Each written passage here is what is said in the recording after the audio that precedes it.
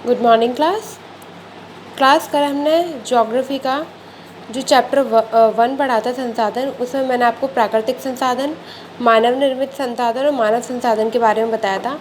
और मैंने आपको ये भी बताया था कि प्राकृतिक संसाधन के कुछ टाइप्स होते हैं, उनको मैं कल आपको बताऊंगी।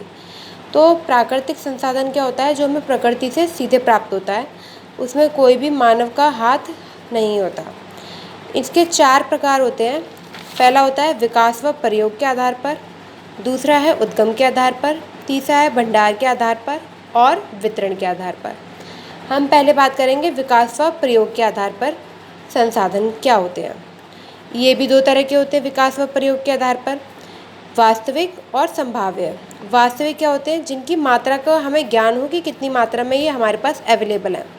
उपयोग इनका, हम जिन संसाधनों का उपयोग हम आज भी कर रहे हैं वो सारे, जैसे महाराष्ट्र की काली मिट्टी का उपयोग हम आज कर रहे हैं।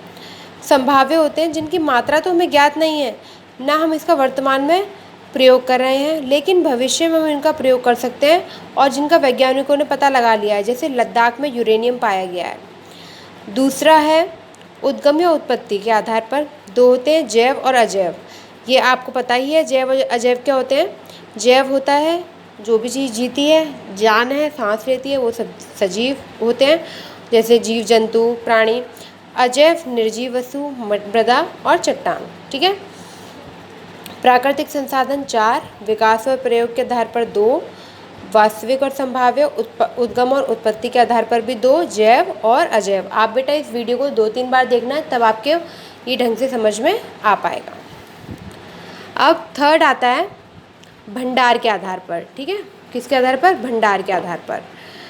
भंडार के आधार पर भी 2 होते हैं, नवीकरणीय और अनवीकरणीय। नवीकरणीय जैसा कि नाम से स्पष्ट हो रहा है कि कोई चीज़ नई है, नवीन, नया, नवीन, नया चीज़ जिसको हम फिर दोबारा नया कर सकें। ठीक है। ये भी 2 तरह के होते हैं, सीमित और असीमित।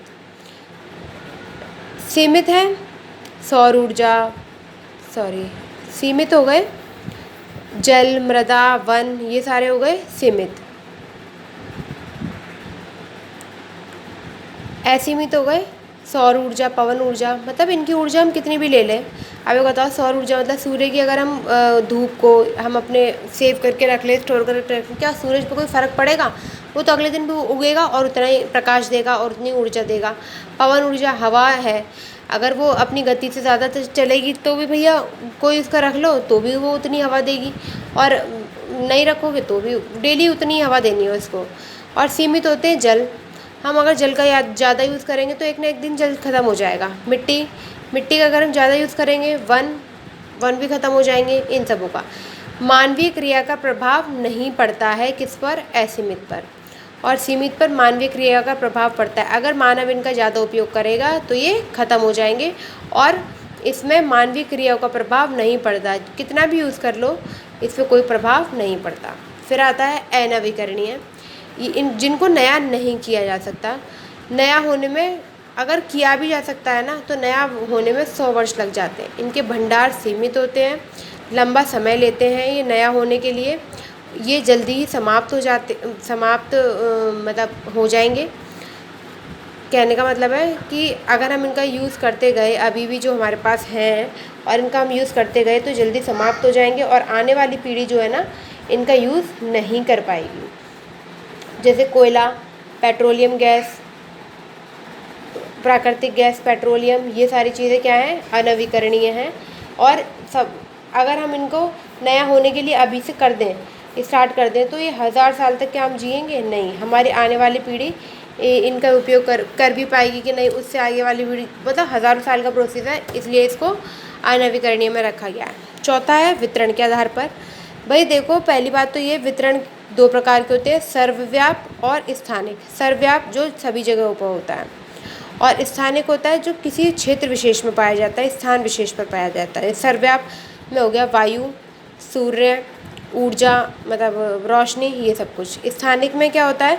किसी विशेष स्थान पर पाया जाता है, जैसे तांबा, यूरेनियम, काली मिट्टी, ये सब कुछ स्थान विशेष में पाई जाती है। कोई भी किसी भी चीज़ का वितरण, संसाधन का वितरण 3 चीज़ों पर निर्भर करता है। किस किस पर? ऊंचाई पर। अगर हम पहाड़ पे जाते हैं तो अलग हमें वितरण मिलेगा, और भूभाग पर निर्भर करता है और जलवायु पर निर्भर करता है कि वहाँ का भूभाग कैसा है और हमें किस तरीके का वहाँ पे मृदा मिलेगी और कैसी नहीं मिलेगी, जलवायु कैसी है, उस हिसाब से वहाँ की चीज़ें मिलती हैं।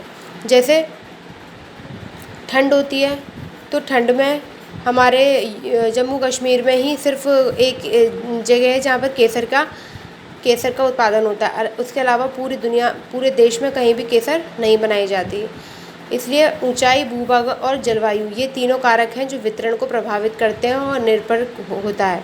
इसलिए वितरण जो है वो हमेशा असमान होता है, कहीं पर भी हर स्थान पर समान वितरण नहीं पाया जाता। जैसे आम वो देखो आप, गेहूँ पंजाब, यूपी, हरियाणा हर जगह होते हैं, मगर एमपी, यूपी, पंजाब, राजस्थान इन जगहों पर ज़्यादा होते हैं बजाय केरल, तमिलनाडु के। यहाँ पे चावल ज़्यादा होते हैं क्योंकि हर जगह की जलवायु अलग होती है। नेक्स्ट पॉइंट पर आते हैं। मैंने कल आपको बताया था मानव निर्मित और मानव संसाधन, इसके बारे में हम कल बात करेंगे बेटा। अगर वीडियो ज़्यादा बड़ी बन गई तो